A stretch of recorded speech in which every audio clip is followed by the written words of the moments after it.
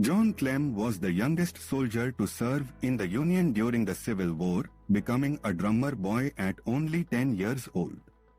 He was also the youngest non-commissioned officer in U.S. military history. He made a lifelong career out of the Army. Here is his remarkable story. Born on 13 August 1851 in Newark, Ohio, John Clem's original surname was spelled Klem. But that's not what makes him an unsung Civil War hero. John is considered by most historians to be the youngest decorated Civil War hero of them all, on either side of the war.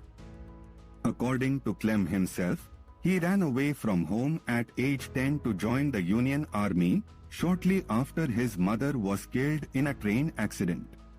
In Clem's version of the story, he first tried to join the 3rd Ohio Infantry, but they would not take him because he was so young and small. He tried to join the 22nd Michigan Infantry after that, and they also turned him away.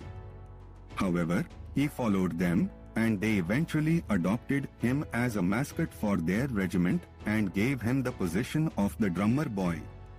Officers in the regiment pitched in from their own pay to give him the standard soldier's salary of $13 a month. And he was. Historians who have looked into Clem's version of his military history now say the first part of the story, about leaving home at 10 years old and approaching the 3rd Ohio Infantry first, is probably made up.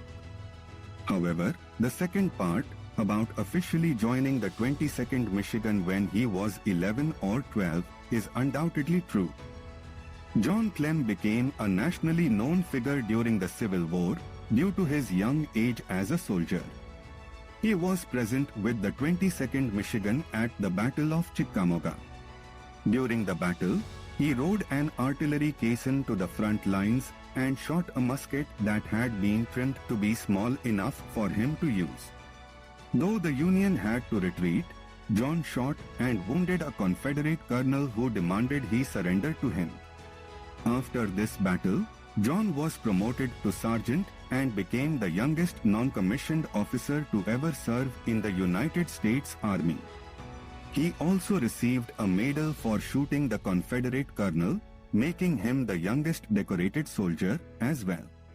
After the battle, John became popularly known as the drummer boy of Chickamauga. John was captured by Confederate cavalrymen in October of 1863 while serving in Georgia as a train guard. The Confederates took his U.S. Army uniform, including his cap that had 3 bullet holes in it, which upset John more than being captured. He was not a prisoner for long, as he was part of a prisoner exchanged shortly afterward. However, during the brief time they had him, the Confederates used John's national fame as propaganda for their own cause. They illustrated his extreme youth as an example of how hard up the North was for soldiers when they would allow children to join the army. John went on to serve the Union in quite a few other Civil War battles, having been transferred to the Army of the Cumberland, where he became a mounted orderly. He was honorably discharged from the Army in September of 1864, having been wounded twice in combat, all before he was 14 years old. After the war, John went to high school and graduated in 1870. In 1871, he joined the National Guard and was elected Commander-Captain of the Washington Rifles, which was a Washington, D.C. National Guard militia unit. He aimed to join the United States Military Academy, but he failed the entrance exam twice. However, U.S. President Ulysses Grant appointed him as a second lieutenant in the 24th United States Infantry shortly after his second failed entrance exam. John was promoted to first lieutenant in 1874. He went on to artillery school, which he graduated from the next year, and was promoted to captain 7 years after that.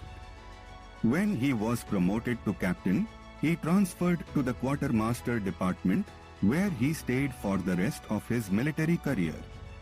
John was promoted to major in 1895.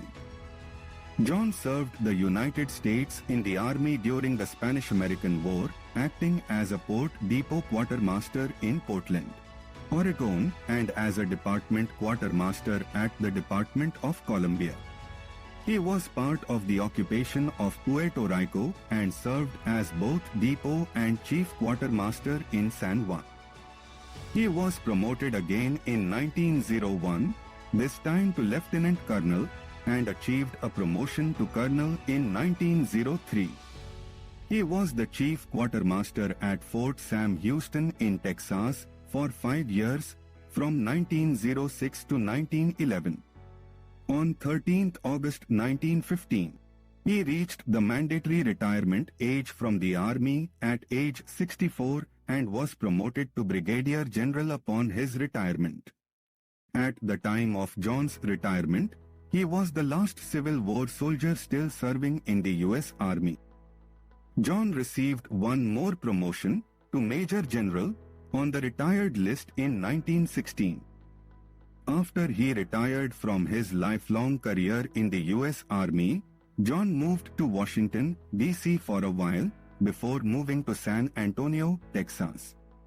He died there on 13th May 1937 at 85 years old and was buried in Arlington National Cemetery in Arlington County, Virginia.